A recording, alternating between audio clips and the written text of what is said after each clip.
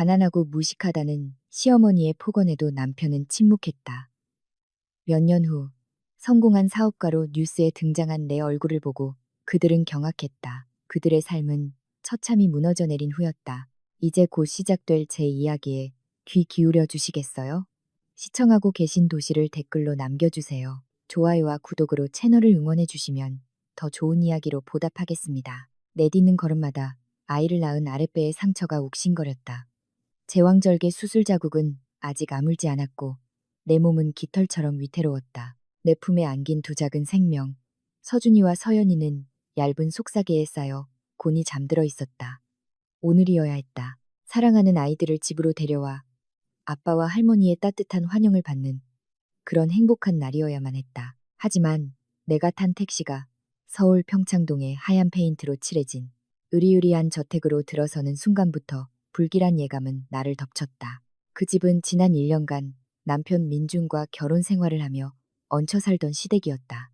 택시에서 내려 비상금으로 챙겨둔 얼마 안 되는 현금으로 요금을 치르자 내 심장을 빗게 하는 광경이 눈앞에 펼쳐졌다. 결혼할 때 들고 왔던 낡은 여행 가방 2개가 현관 앞에 아무렇게나 던져져 있었다. 후두둑 떨어지기 시작한 빗방울의 가방은 속수무책으로 젖어갔다. 굳게 닫혀 있어야 할 현관문이 열리고 그곳엔 팔짱을 낀 시어머니 박 여사가 서 있었다. 두껍게 화장한 그녀의 얼굴에는 경멸이 가득했다. 마치 비싼 구두에 묻은 오물을 보는 듯한 눈빛이었다. 그리고 그 뒤에는 내 남편 민준이 서 있었다. 내가 사랑했고 내 품에 안긴 아이들의 아버지인 그는 고개를 푹 숙인 채 감히 나와 눈을 마주치지 못했다. 여긴 어쩐 일로 다시 왔니?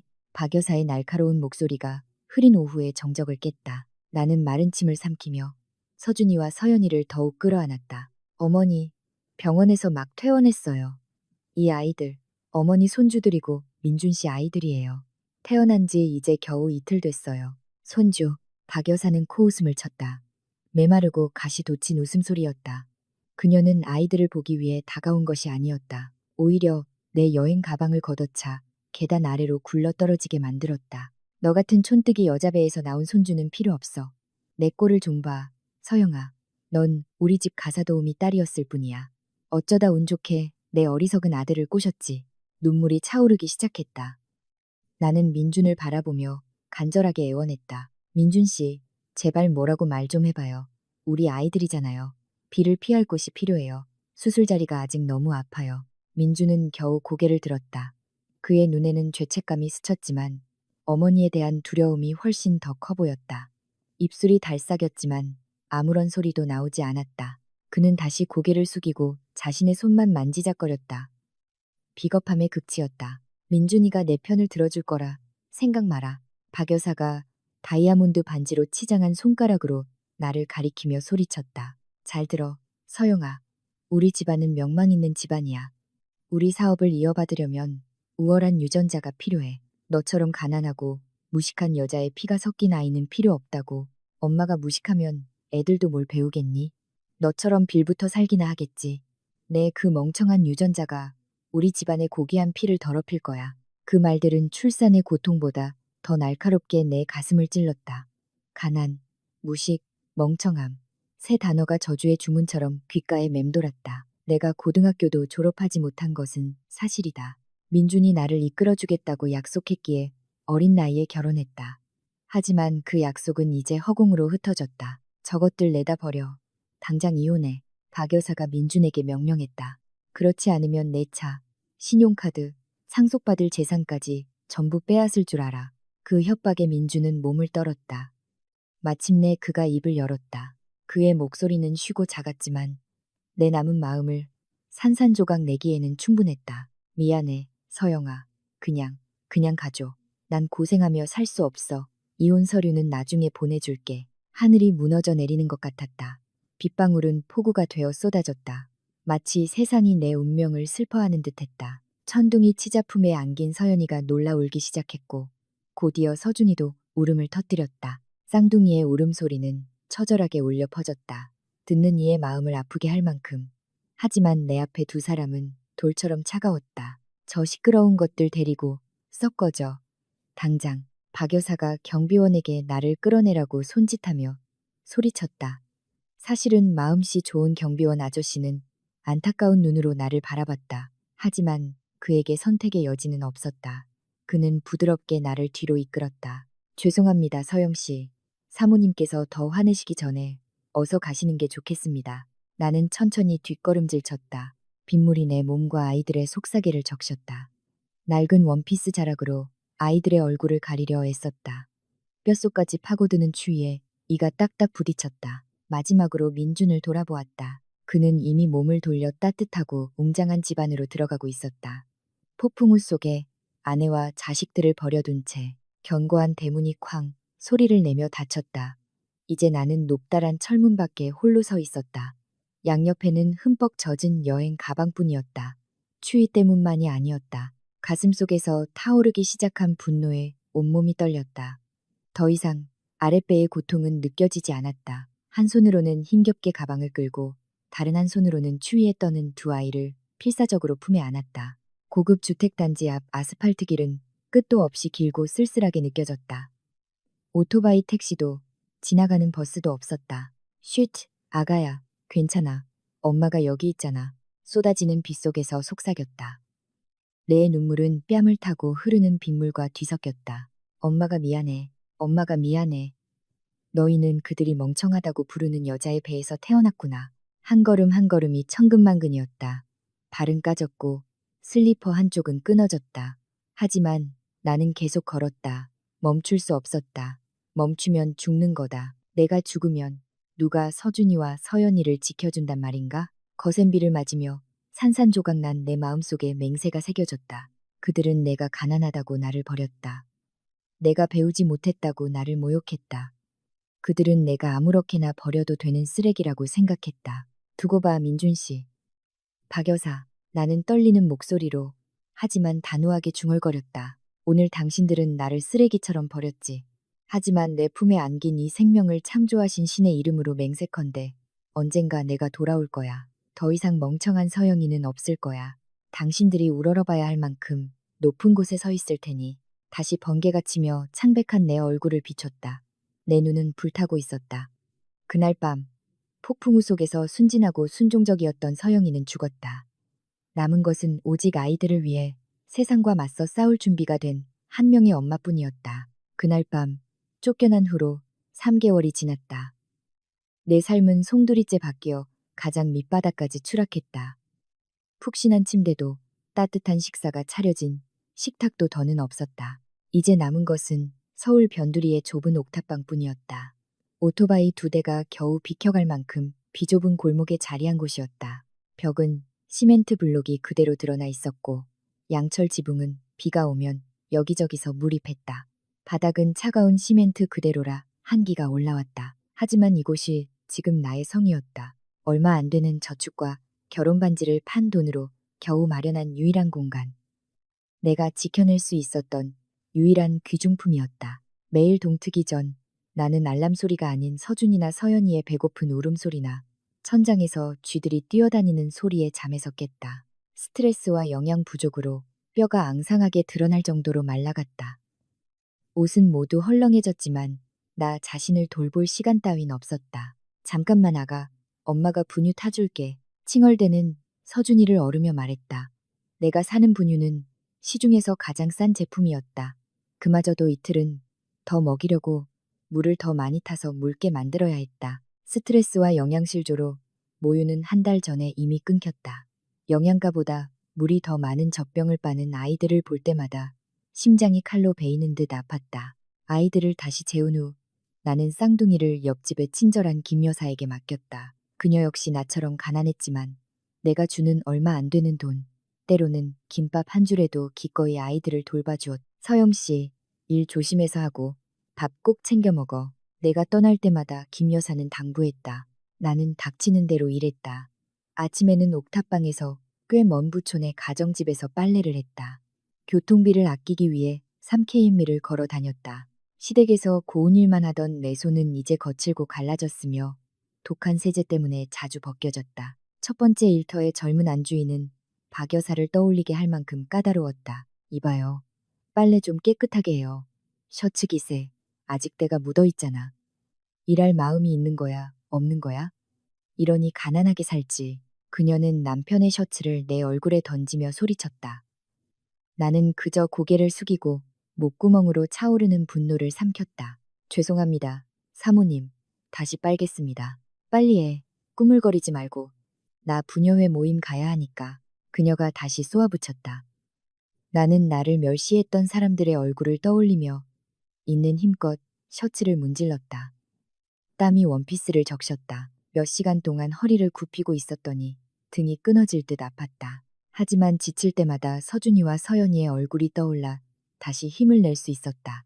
이 돈이 필요했다. 기저귀를 사고 분유를 사고 월세를 내려면 이 돈이 꼭 필요했다. 점심때가 되어 두 집의 빨래를 마치고도 나는 집으로 돌아가지 않았다. 남대문 시장으로 향했다.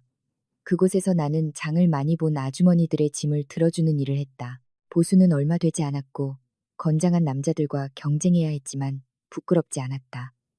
연약한 어깨에 쌀가마니나 식용유 상자를 짊어져야 할 때도 많았다. 아가씨, 들 수 있겠어. 몸이 저렇게 작은데. 어느 날 쌀가게 주인이 물었다. 네, 아저씨. 자식들을 위해서라면요. 나는 씁쓸하게 웃으며 10kg짜리 쌀가마니를 어깨에 메고 답했다. 어느 날 저녁 녹초가 된 몸으로 집으로 돌아오는 길이었다.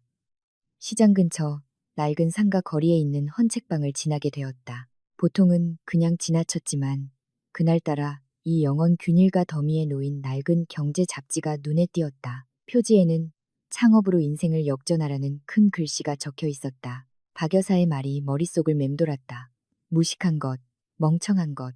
나는 원피스 주머니를 더듬었다. 하루 종일 일해서 번이 영원히 있었다. 달걀과 쌀을 사기에 빠듯한 돈이었다. 하지만 무언가에 이끌린 듯 나는 이 영원짜리 동전 2개를 내고 낡은 잡지를 샀다. 옥탑방에 돌아와 쌍둥이에게 젖병을 물리고 재운 뒤 나는 바로 잠자리에 들지 않았다. 5와트짜리 희미한 백열등 아래서 잡지를 펼쳤다. 한 글자 한 글자 개걸스럽게 읽어 내려갔다.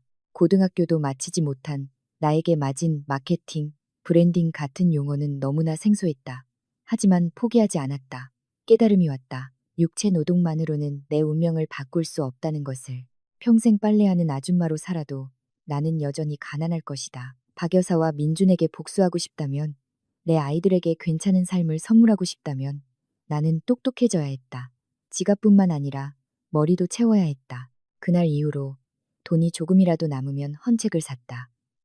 성공한 사람들의 자서전, 재봉틀 배우는 법, 기초 경영학책 등 닥치는 대로 읽었다. 빨래가 마르기를 기다리는 동안, 시장에서 점심을 먹는 동안 틈틈이 책을 읽었다. 어느 무더운 오후, 시장 근처 낡은 상가 지역에서 짐꾼 일을 찾고 있을 때였다. 한 할머니가 낡고 작은 가게의 셔터 문을 힘겹게 열려고 애쓰는 모습을 보았다. 추억 의상실이라는 간판은 기울어져 있었다. 망설일 것 없이 나는 들고 있던 짐을 내려놓고 할머니에게 다가갔다. 할머니, 제가 도와드릴게요. 백발이 성성하지만 눈빛만은 형형한 할머니는 나를 의아하게 쳐다봤다.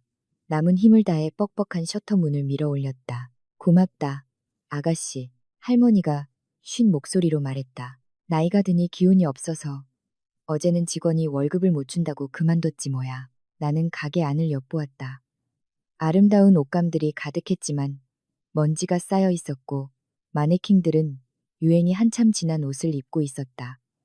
가게에는 슬픔의 기운이 감돌았다. 마치 내 인생처럼. 할머니, 좋은 원단이 많네요.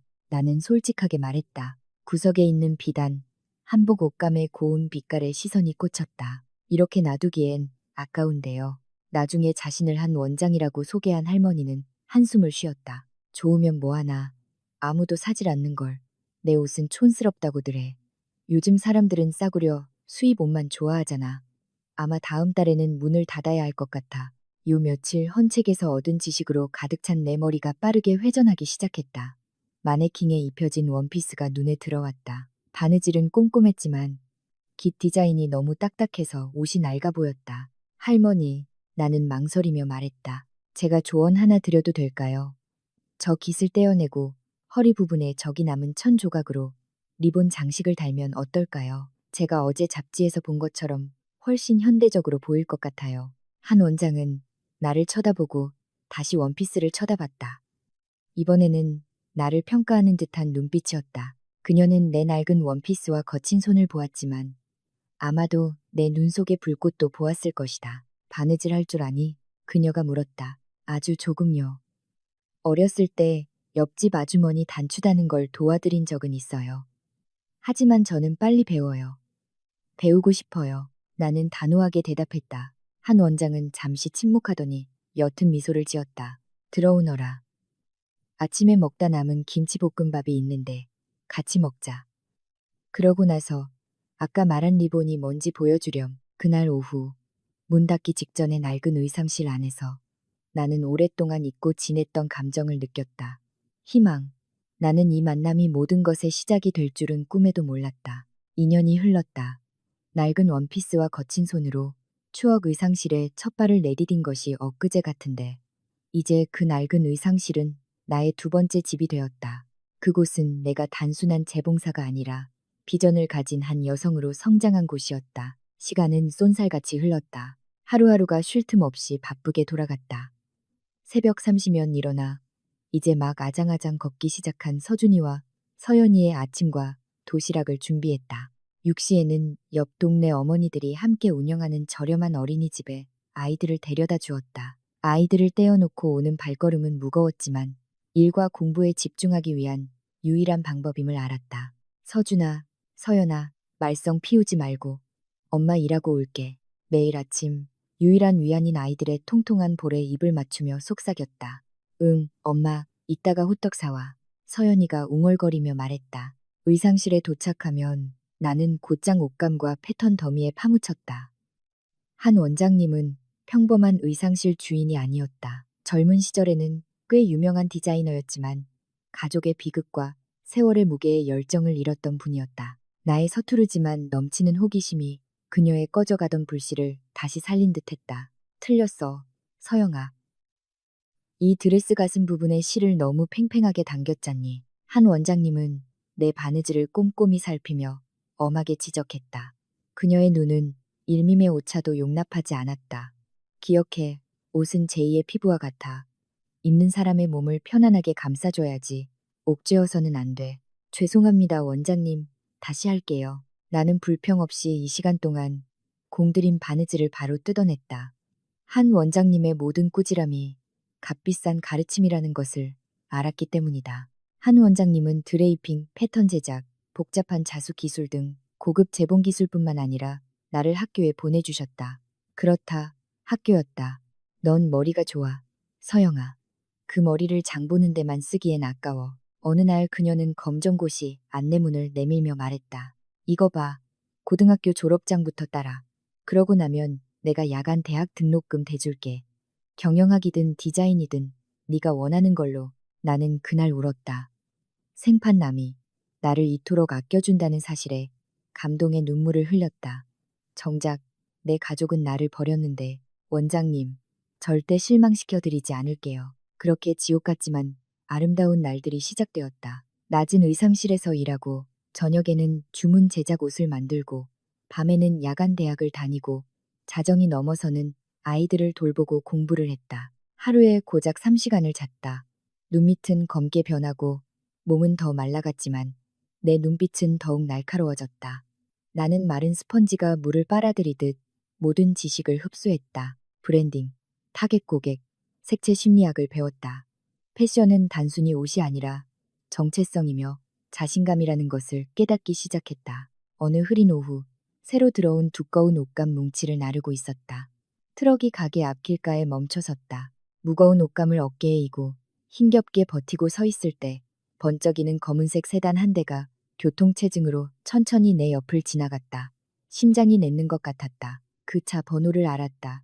민준의 차였다. 차창이 조금 열려 있었고 그 안에서 민준이 옆자리 여자의 손을 잡고 웃으며 운전하는 모습이 보였다. 여자는 아름다웠다. 피부는 희고 매끄러웠고 머리는 완벽하게 드라이되어 있었으며 잡지에서 수백만 원은 좋게 넘어 보였던 옷을 입고 있었다. 그들은 너무나 행복해 보였고 아무런 걱정도 없어 보였다. 자기야, 저녁은 어디서 먹을까? 여자의 애교 섞인 목소리가 희미하게 들려왔다. 새 아내로군. 나는 땀 흘리는 이마와 낡은 청바지, 티셔츠 차림으로 더러운 옷감 뭉치를 든 채 길가에 얼어붙었다. 내 모습은 너무나 대조적이라 고통스러웠다. 민주는 나를 쳐다보지도 않았다.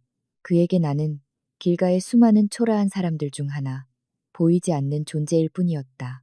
가슴속에서 뜨거운 것이 치밀어 올랐다. 질투가 아니었다. 모든 것을 불태워버릴 듯한 분노였다. 두고 봐, 민준 씨. 나는 손가락이 하얗게 될 때까지 옷감을 꽉 쥐었다. 지금은 실컷 웃어. 내 불을 즐기라고. 지금은 내가 길가에서 옷감을 나르고 있지만 언젠가 나는 뒷좌석에 앉을 거고 너는 내 차문을 열어주기 위해 애원하게 될 거야. 그 사건은 내 야망이라는 엔진에 새로운 연료를 부었다. 나는 더욱더 열심히 일했다. 추억, 의상실을 위한 작은 컬렉션을 디자인하기 시작했다. 한 원장님의 고전적인 스타일에 최신 트렌드에서 배운 현대적인 감각을 더했다. 결과는 놀라웠다. 손님들이 찾아오기 시작했다. 그들은 신선하면서도 우아한 내 디자인을 좋아했다. 의상실의 매출은 서서히 올랐다. 한 원장님은 내가 만든 재무 보고서를 보며 만족스러운 미소를 지었다. 이제 준비가 된 것 같구나, 서영아. 그녀가 나지막이 중얼거렸다. 그녀의 눈빛은 피곤해 보였지만 자랑스러움이 가득했다. 그때는 그 말이 작별의 신호라는 것을 미처 알지 못했다. 3개월 후 비보가 날아들었다.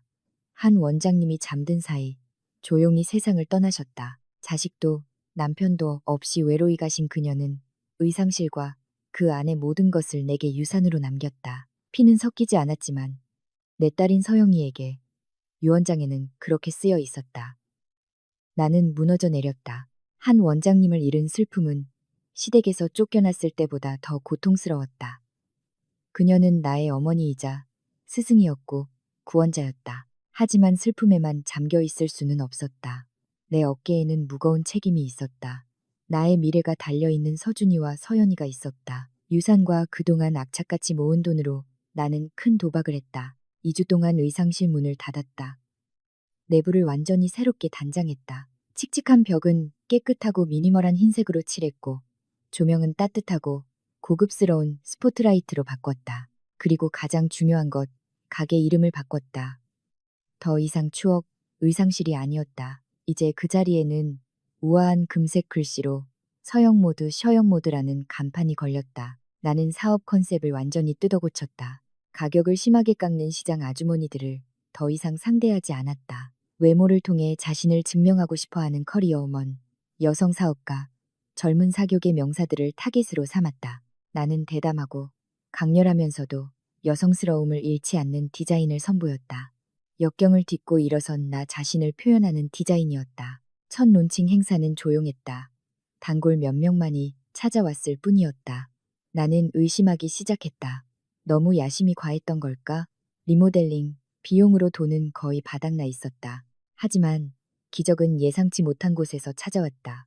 새로운 고객 중 한 명인 상냥한 젊은 여성, 지혜 씨가 내 디자인의 드레스 한 벌을 사갔다. 독특한 비대칭 컷의 네이비색 이브닝 드레스였다.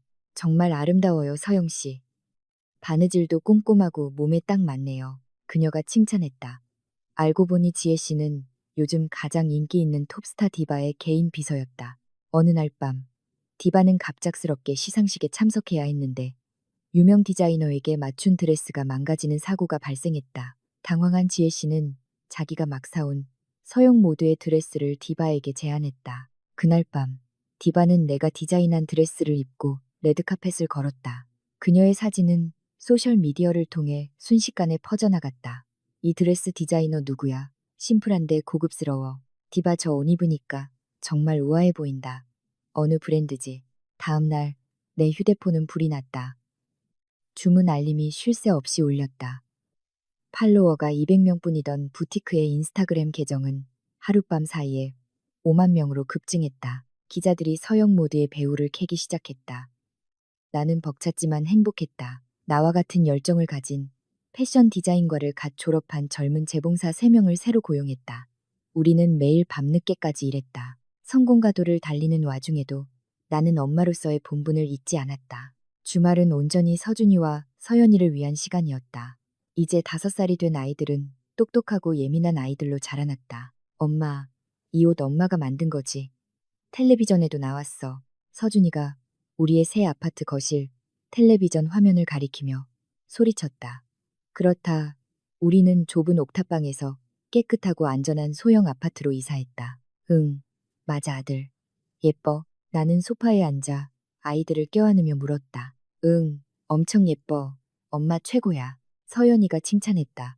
그러더니 아이의 표정이 심각해졌다. 엄마, 우리가 부자 되면 아빠도 우리를 사랑해줄까?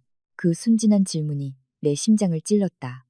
나는 아이의 맑은 눈을 바라보았다. 아이들은 아빠가 있다는 것을 알았지만 그 아빠가 자신들을 원하지 않는다는 것도 알고 있었다. 아가, 나는 서연이의 머리를 쓰다듬었다. 우리를 원하지 않는 사람이 우리를 사랑해주지 않아도 우린 행복할 수 있어. 엄마가 너희를 사랑하는 것만으로도 충분해. 그리고 우리가 부자가 되려는 건 나쁜 사람에게 사랑받기 위해서가 아니야. 우리가 당당하게 서기 위해서, 다른 사람들을 돕기 위해서, 그리고 다시는 누구도 우리의 자존심을 짓밟지 못하게 하기 위해서야. 서준이와 서연이는 고개를 끄덕였다. 아마 완전히 이해하지는 못했겠지만 아이들은 나를 꼭 껴안았다. 아이들의 품은 나의 가장 강력한 요새였다. 그날 밤 아이들이 잠든 후 나는 10층 아파트 발코니에 서서 서울의 야경을 내려다보았다. 저 멀리 부촌 어딘가에 민준과 박 여사의 집이 있을 것이다. 때를 기다려. 나는 밤바람에 속삭였다. 서영 모드는 이제 시작일 뿐이야. 당신들이 피할 수 없을 만큼 이 이름을 크게 만들겠어. 어디서든 보고, 읽고, 듣게 될 거야. 그리고 그때가 되면 당신들은 인생 최대의 실수가 나를 버린 것이었음을 깨닫게 될 거야. 5년, 아이가 10대가 되거나 누군가의 운명이 시궁창에서 궁전으로 혹은 그 반대로 바뀌기에 충분한 시간이다. 박 여사 집에 웅장하지만 차갑게 느껴지는 식당. 그날 아침 분위기는 암울했다. 예전 같은 웃음소리나 거만한 대화는 없었다. 고급 가구들은 여전했지만 관리가 소울의 빛을 잃어가고 있었다. 벽에 걸려있던 값비싼 그림 몇 점은 사라졌다. 민준과 그의 새 아내 벨라의 사치스러운 생활과 잘못된 경영으로 불어난 회사의 빚을 갚기 위해 몰래 팔아치운 것이다. 민준은 식탁 끝에 앉아 멍한 눈으로 커피를 적고 있었다. 한때는 단정했던 머리카락은 숱이 적어지고 옆머리에 희끗희끗 새치가 보였다. 40도 안 된 나이였지만 근심 걱정의 10년은 더 늙어 보였다. 맞은편에는 박 여사가 시무룩한 얼굴로 앉아 있었다. 그녀는 월급을 줄 형편이 안 돼 이번 달에만 가사 도우미 2명을 더 해고했다.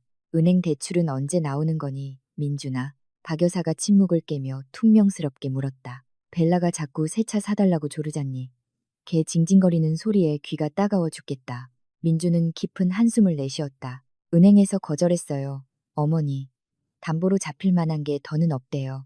우리 의류 공장 경쟁에서 밀렸어요. 오랜 거래처들도 다 떠났고요. 다 네가 무능해서 그런 거 아니야. 박 여사가 숟가락을 내던지며 소리쳤다. 내 마누라. 벨라라는 애가 쇼핑만 하고 다닐 게 아니라 일이라도 좀 도왔으면 어디 덧나니. 언성이 높아지기 시작할 때 거실에 있는 60인치 평면 TV에서 아침 경제 뉴스 프로그램이 방송되고 있었다.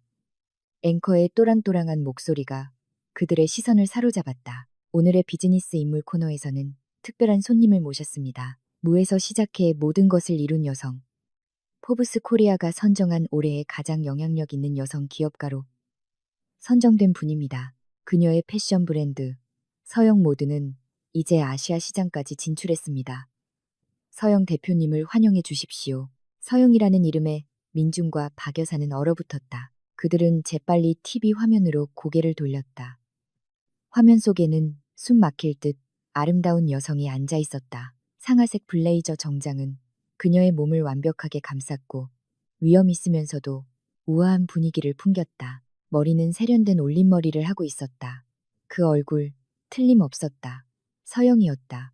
하지만 그들이 알던 초라하고 그들 앞에서 늘 주눅 들어있던 서영이가 아니었다. 화면 속 여성은 자신감 넘치는 미소를 짓고 있었고 눈은 지성으로 빛났으며 말투는 세상에. 그녀는 명확한 발음으로 통찰력 있게 그리고 매우 매력적으로 이야기하고 있었다.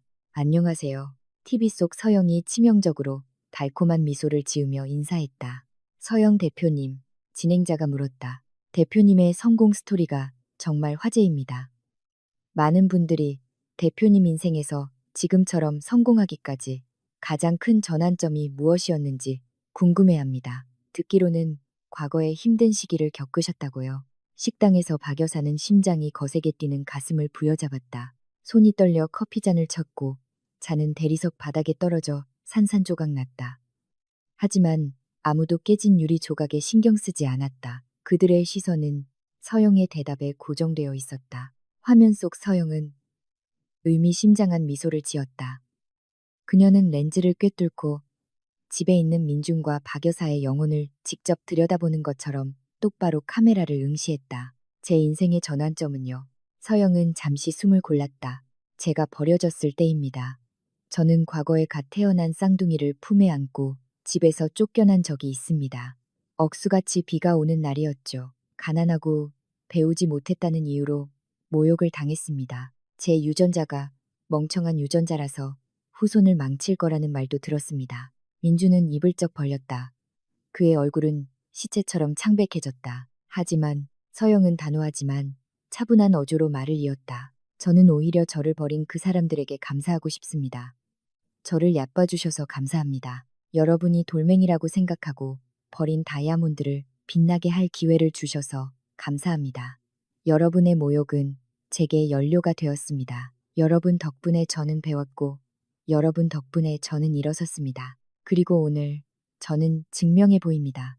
가난하고 배우지 못했던 그 여자가 이제 여러분보다 더 높은 곳에 서 있다는 것을요. 진행자는 감명받은 듯 보였다. 정말 대단하십니다. 듣기로는 쌍둥이들도 아주 뛰어나다고 하던데요. 네, 서준이와 서연이는 얼마 전에 전국 수학 올림피아드에서 우승했습니다. 서영은 자랑스럽게 대답했고 그녀의 눈은 사랑으로 빛났다. 그 아이들은 제 유전자가 실패한 유전자가 아니라는 증거입니다. 화면은 큰 트로피를 들고 활짝 웃고 있는 6살배기 잘생긴 남자아이와 예쁜 여자아이, 그리고 그들과 함께 있는 서영의 사진으로 바뀌었다. 그 저택에는 섬뜩한 침묵이 흘렀다. 민주는 의자에 주저앉았다. 박 여사는 힘없이 쓰러졌다. 그녀의 얼굴은 분노와 수치심이 뒤섞여 붉게 달아올랐다. 저 애들, 내 아이들이야. 민준이 떨리는 목소리로 속삭였다. 정말 대단하구나. 네, 아이들이라고. 박 여사가 쉿소리를 내며 눈을 가늘게 떴다. 그녀의 얼굴에서 놀라움은 순식간에 무서운 탐욕으로 바뀌었다. 민준아, 들었니? 사업이 아시아까지 진출했대. 저 애는 이제 부자야.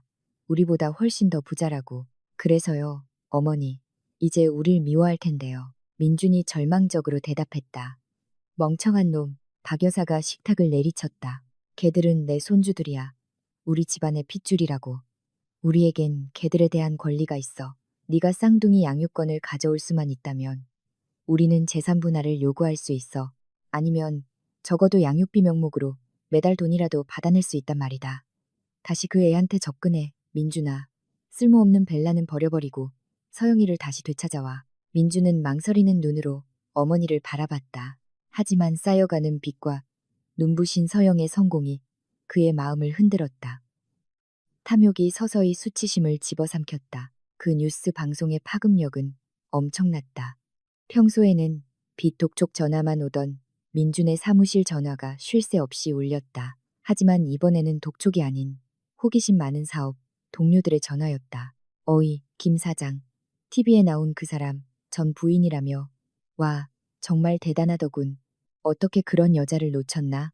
아깝네. 아까워. 한 동료가 전화로 비꼬았다.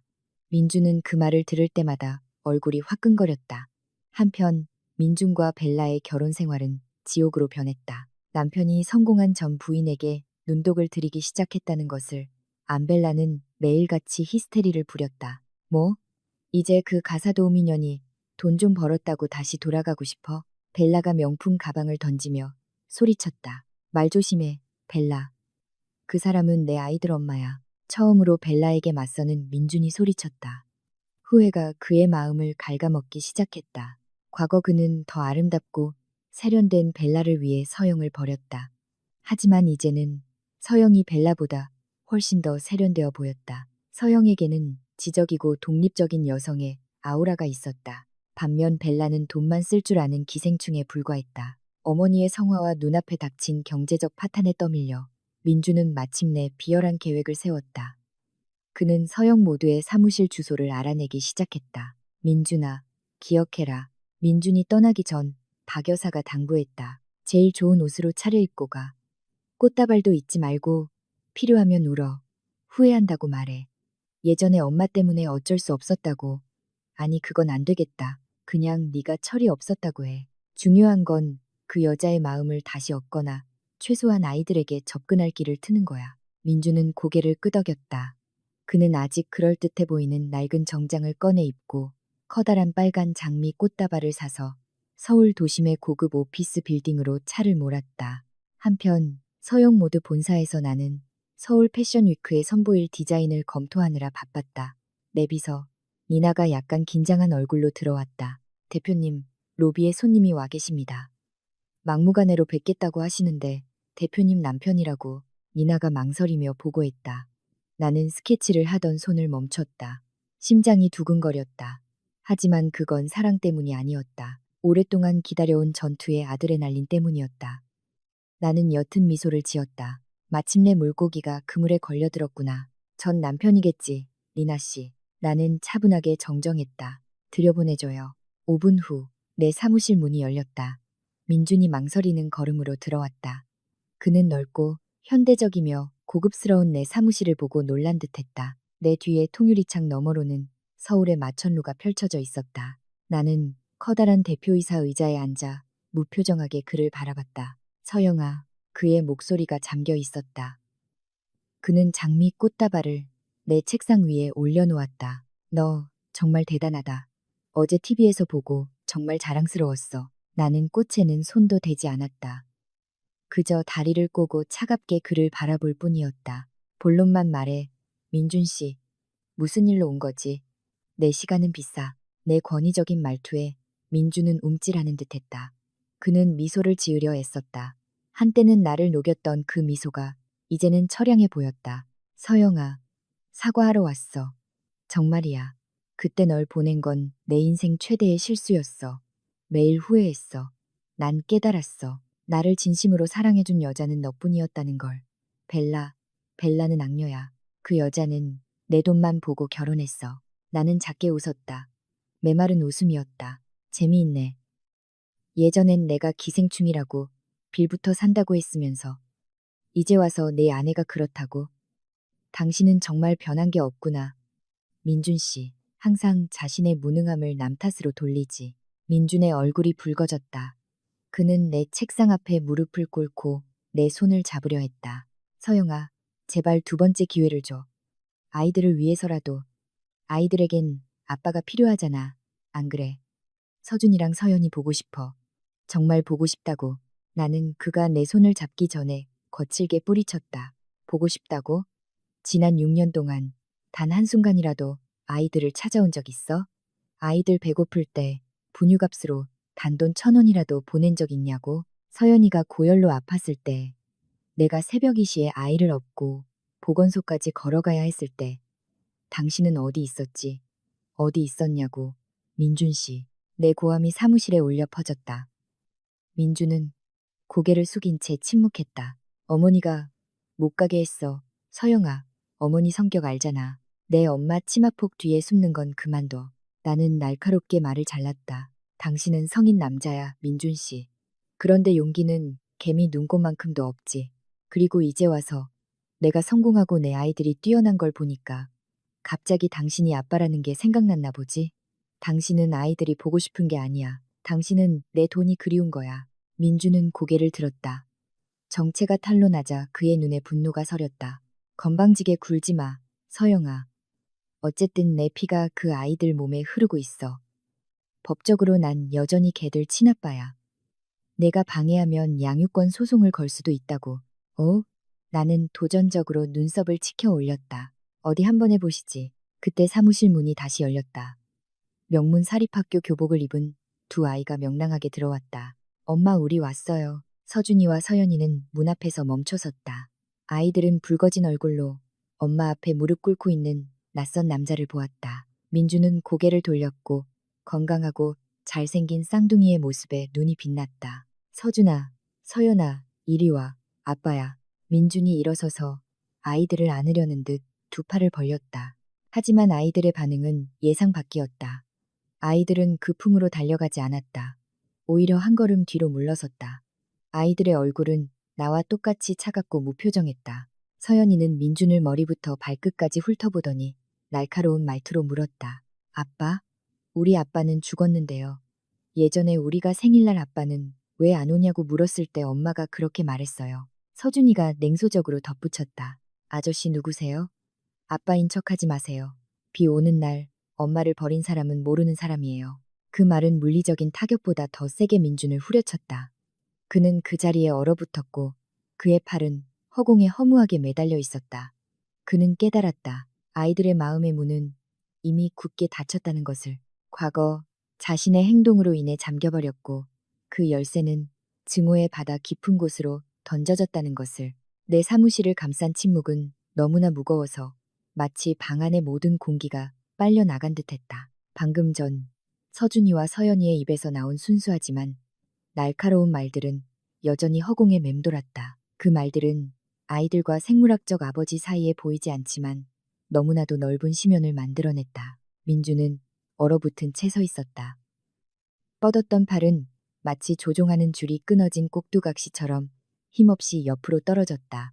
그의 얼굴은 창백했고 눈은 자신을 낯설고 차가운 시선으로 바라보는 두 아이를 향해 멍하니 고정되어 있었다. 아이들의 눈에는 그리움 따위는 없었다. 오직 경계심 섞인 호기심뿐이었다. 마치 잠재적으로 위험한 낯선 사람을 마주한 것처럼. 서준아, 서연아, 민준이 갈라진 목소리로 속삭였다. 아빠야, 아빠가 너희를 보고 싶었어. 엄마는 아빠가 하늘나라에서 편히 쉬고 계신다고 했어요. 서연이가 퉁명스럽게 대꾸하며 뒷걸음질쳐 내 손을 꼭 잡았다. 아이는 내 다리 뒤로 몸의 절반을 숨기며 보호를 구했다. 엄마는 거짓말 안 해요. 나는 서연이의 손에서 전해지는 미세한 떨림을 느꼈다. 가슴 속에서 들끓던 분노는 서서히 아이들을 보호하려는 마음으로 바뀌었다. 나는 이 남자가 내가 힘들게 쌓아 올린 아이들의 정신 세계를 망가뜨리도록 내버려 두지 않을 것이다. 나는 책상 위에 인터컴 버튼을 눌렀다. 니나 씨, 잠깐 들어와요. 몇 초 후, 니나가 걱정스러운 얼굴로 들어왔다. 그녀는 방 안의 팽팽한 긴장감을 감지했다.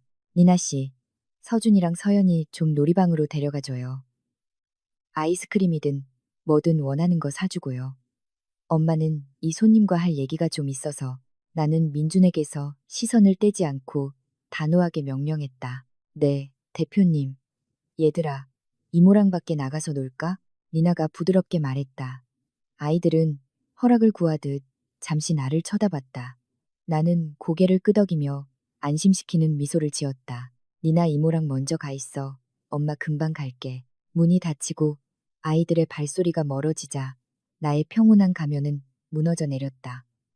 나는 일어서서 용암도 얼릴 수 있을 만큼 차가운 시선으로 민준을 쏘아보았다. 들었어, 민준 씨. 나는 차갑게 물었다. 그게 바로 진실의 목소리야. 6년 동안 사라졌다가 시든 꽃다발 하나 들고 나타나면 아이들이 아빠 하고 소리치며 내 품에 안길 거라고 생각했나? 꿈깨. 거절당한 수치심은 방어적인 분노로 바뀌었다. 그는 앞으로 다가와 내 얼굴에 손가락질했다. 네가 애들 머릿속을 이상하게 만들어놨어. 나를 미워하도록 세뇌시킨 거야. 이 교활한 여자. 누군가를 세뇌시킬 필요도 없었어. 나는 그의 손가락을 쳐내며 침착하게 받아쳤다. 그동안 당신이 없었다는 사실 자체가 아이들에게는 독이었어. 존재하지 않기를 선택한 건 당신이야, 민준 씨. 네. 엄마 말을 듣고 우리를 버리기로 선택한 것도 당신이고 이제 와서 네가 뿌린 씨앗을 거두면서 땅을 탓하지는 마. 민준은 좌절감에 신음했다. 그는 머리를 거칠게 헝클어뜨리고는 내 호화로운 사무실을 둘러보았다. 그의 눈에는 절망에 가려진 탐욕이 서려 있었다. 상관없어. 그가 소리쳤다. 나는 걔들 친아빠야. 출생신고서에도 내 이름이 있어. 나한테는 양육권이 있다고. 그리고 알아도 어머니께서 손주들을 몹시 보고 싶어 하셔. 넌 할머니와 손주들을 떼어놓을 권리가 없어. 할머니? 나는 냉소적으로 웃었다. 내 웃음소리는 넓은 사무실에 울려 퍼졌다. 나는 구석에 있는 파일 캐비닛으로 걸어가 두꺼운 파란색 파일을 꺼내 민준 앞 책상에 던졌다. 파일은 쾅 하는 소리를 내며 떨어졌다. 읽어봐. 나는 명령했다. 민준은 망설이며 파일을 쳐다봤다. 이게 뭔데? 지난 6년 동안 당신과 당신 어머니가 저지른 유기와 학대의 디지털 기록 및 물적 증거들이야. 나는 날카롭게 설명했다. 내 엄마가 나를 쫓아낼 때 보낸 문자 메시지. 사본이 들어있어. 경비원이 나를 끌어내는 아파트 CCTV 녹화 영상도 있고 서연이가 댕기열로 죽을 뻔했을 때의 의료 기록도 있어. 그때 난 돈 한 푼 없었지. 당신이 내 모든 걸 막아버렸으니까. 그리고 가장 중요한 건 나는 몸을 앞으로 숙여 그의 눈을 똑바로 쳐다봤다. 계좌 이체 내역이야. 72개월 동안 존경하는 아버지 민준 씨로부터 아이들을 위해 단돈 1,000원도 이체된 적이 없어. 단 한 푼도. 민준은 침묵했다. 그는 떨리는 손으로 서류를 한 장 한 장 넘겼다. 식은땀이 그의 관자놀이를 타고 흘러내렸다. 이 나라 법은 명확해. 민준 씨. 나는 이제 완전히 승리한 듯한 어조로 말을 이었다. 아동 유기는 형사 범죄야. 만약 네가 감히 양육권 소송을 위해 법정에 선다면 네가 얻는 건 양육권이 아니라 감방이 될 거라고 장담하지. 서울 최고의 변호사들이 내 뒤에 대기하고 있어. 넌 뭘 가졌지? 벨라가 쇼핑하고 남은 돈. 벨라의 이름이 언급되자 민준의 어깨가 축 늘어졌다. 그는 자신이 졌다는 것을 알았다. 그에게는 더 이상 협상할 카드가 없었다. 그의 재정은 파탄났고 자존심은 무너졌으며 이제 그의 마지막 무기였던 아버지라는 지위마저 내가 준비한 증거들 앞에서 무뎌졌다. 서영아, 그의 목소리는 약해졌고 예전처럼 비겁한 민준으로 돌아갔다. 언제나 엄마 치마폭 뒤에 숨던 민준. 제발, 어머니 회사가 부도 직전이야. 사채업자들이 집에 찾아오기 시작했어. 만약 내가 아이들을 데리고 집에 갈 수 있다면 어쩌면 어머니께서 조금 마음을 놓으시고 그리고 뭐 나는 재빨리 말을 잘랐다. 양육비 명목으로 내 돈을 뜯어낼 수 있겠지. 서준이와 서연이를 너희 사업 빚을 갚는 도구로 삼겠다는 거야. 민주는 반박하지 않고 침묵했다. 그의 침묵은 가장 정직한 대답이었다. 피가 끓었다. 정말로 그의 마음에는 한 점의 애정도 없었다. 모든 것이 돈. 오직 돈뿐이었다. 나가. 나는 낮지만 힘주어 말했다. 민주는 고개를 들었다. 나가. 나는 소리쳤다. 내 목소리는 방을 울렸고 민주는 움찔하며 뒤로 물러섰다. 내 사무실에서 나가. 내 인생에서 나가. 그리고 다시는 내 얼굴이나 내 엄마 얼굴을 내 아이들 앞에 들이밀 생각 마. 한 번만 더 학교 근처에서 내 그림자라도 보이면 내 남은 인생을 감옥에서 썩게 만들어 줄 테니. 그리고 믿어도 민준 씨, 나한테는 지금 그럴 만한 돈과 권력이 있어. 민주는 떨리는 손으로 초라한 장미 꽃다발을 주워들었다.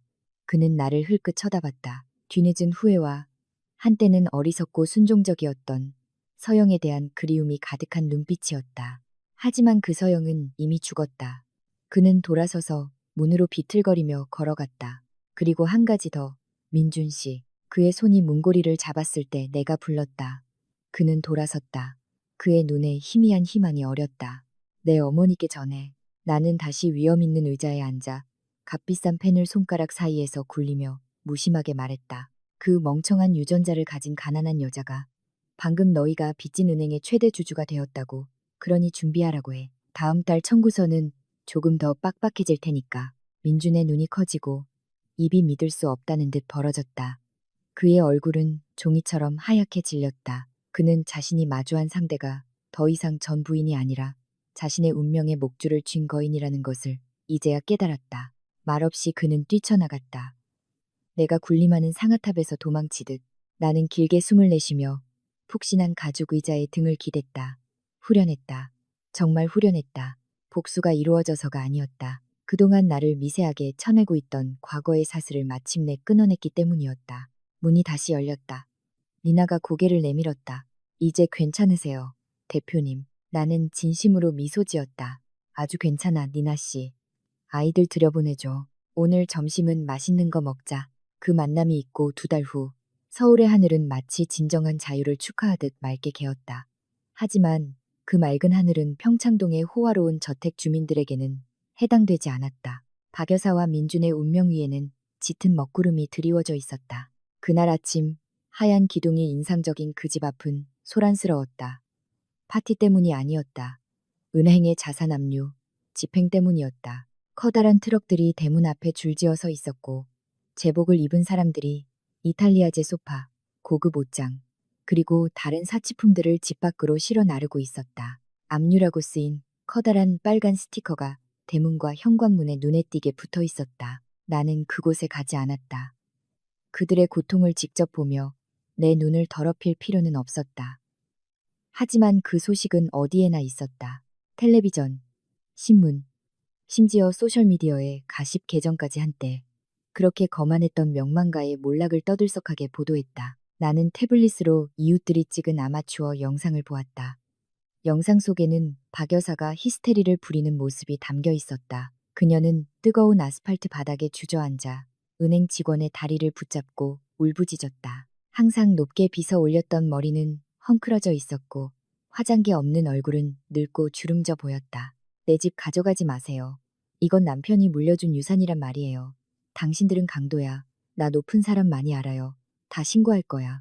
그녀가 쉰 목소리로 소리쳤다. 하지만 아무도 신경 쓰지 않았다.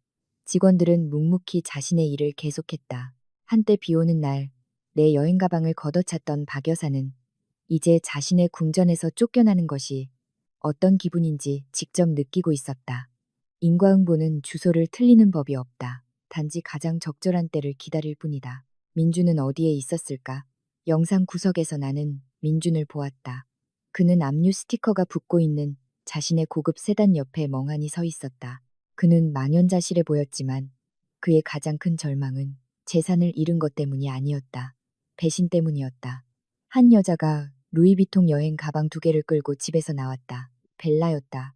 그녀는 선글라스를 끼고 울부짖는 박 여사에게는 눈길 한 번 주지 않았다. 그녀는 기다리고 있던 택시로 빠르게 걸어갔다. 민준이 그녀를 쫓아가 팔을 잡았다. 자기야, 어디가? 우리 같이 이겨내야지. 날 버리지 마. 벨라가 거칠게 민준의 손을 뿌리쳤다. 그녀의 목소리는 취재하던 기자의 카메라에 선명하게 녹음되었다. 같이. 내가 너랑 같이 반지하 단칸방에서 살 것 같아? 정신 차려. 민준아. 난 네가 부자라서 결혼한 거야. 네가 가난해졌는데 내가 왜 남아있겠어. 네. 그 허영심 많은 엄마나 잘 챙겨. 벨라는 택시에 올라타 문을 세게 닫았다. 구경꾼들 한가운데 홀로 남겨진 민주는 얼어붙었다. 그가 자랑스러워했던 아내, 그녀 때문에 나와 아이들을 버렸던 그 아내가 이제 그가 무너지자 쓰레기처럼 그를 버렸다. 나는 태블릿을 껐다. 충분했다. 더 볼 필요도 없었다. 마음속에 환호성이나 사악한 웃음 같은 것은 없었다.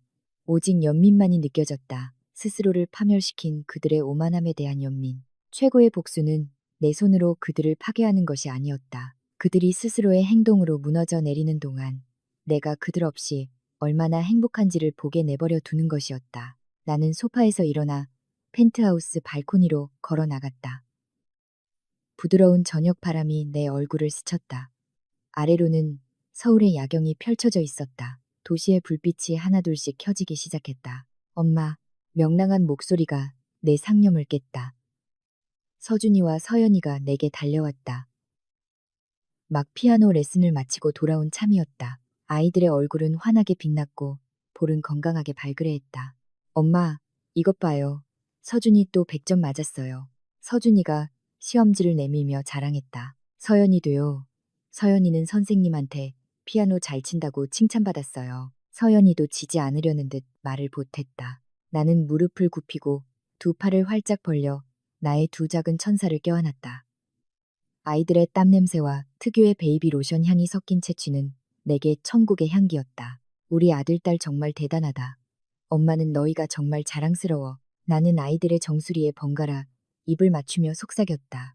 엄마, 왜 울어? 서연이가 작은 손가락으로 내 눈가를 닦으며 물었다. 나는 미소 지으며 고개를 저었다. 이건 행복의 눈물이야, 아가. 엄마는 그냥 너희가 있어서 너무 감사해서 그래. 서준이가 내 목을 꼭 껴안았다. 우린 돈 많은 아빠 필요 없어요. 그렇죠, 엄마? 우리에겐 엄마만 있으면 돼요. 그 한마디가 모든 것을 완성시켰다. 민준과 박 여사는 아마 지금쯤 좁은 옥탑방에서 웅크리고 있을 것이다. 정확히 6년 전 내가 겪었던 것처럼 차이점이라면 나는 나를 일으켜 세운 사랑과 희망이 있었다는 것이다. 그들에게는 남은 인생을 갉아먹을 후회와 증오만이 있을 뿐이다. 나는 일어서서 두 아이의 손을 잡았다. 자, 들어가자. 너희가 제일 좋아하는 갈비탕 끓여놨어. 우리는 따뜻한 집 안으로 들어갔다. 발코니와 과거의 기억은 저편에 남겨둔 채 유리문이 굳게 닫혔다. 내 이름은 서영. 나는 버림받고 모욕당하고 짓밟혔었다. 하지만 나는 부서지기를 거부했다. 나는 눈물을 다이아몬드로 바꾸었고 모욕을 성공으로 가는 계단으로 삼았다. 그들과의 내 이야기는 끝났다. 내 인생의 낡은 책의 마지막 장은 굳게 닫혔다. 이제 나는 새로운 책을 쓰고 있다. 행복에 관한 책, 독립에 관한 책, 그리고 서준, 서연이와 함께할 밝은 미래에 관한 책, 그리고 믿어 의심치 않는다. 앞으로 펼쳐질 장들은 훨씬 더 아름다울 것이라는 것을